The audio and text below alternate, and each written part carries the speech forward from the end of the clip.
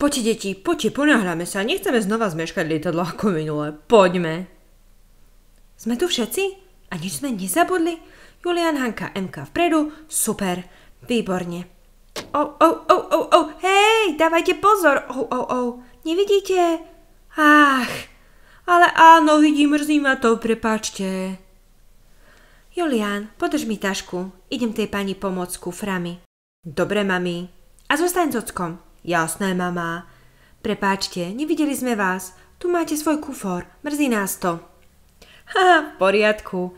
Prajem vám príjemný let. Ďakujeme. Mama, poď. Ocko s dievčatami je už dnu. Poď, zmeškáme. Idem, zvládneme to. Dnes to bude v poriadku.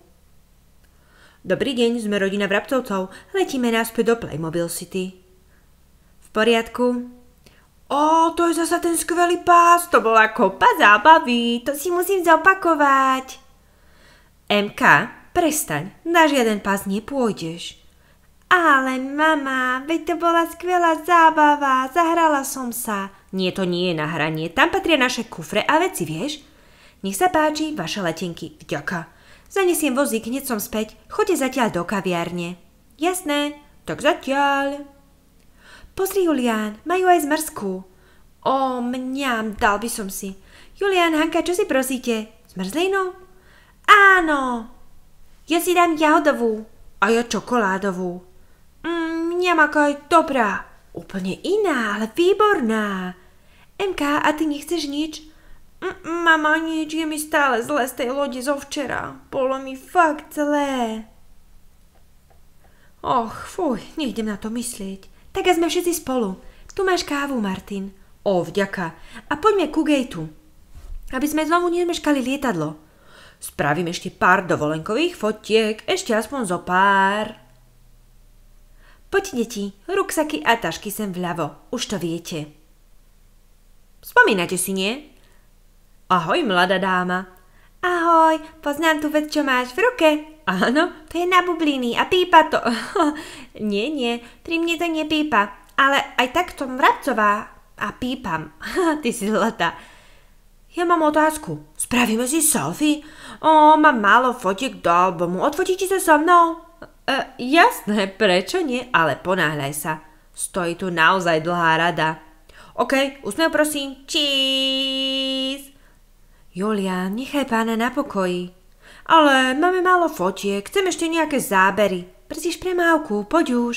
Áno, majte sa, tú fotku vám potom nejako doručím, teda pokúsim sa. Všetci sme prešli kontrolou, môžeme odletieť.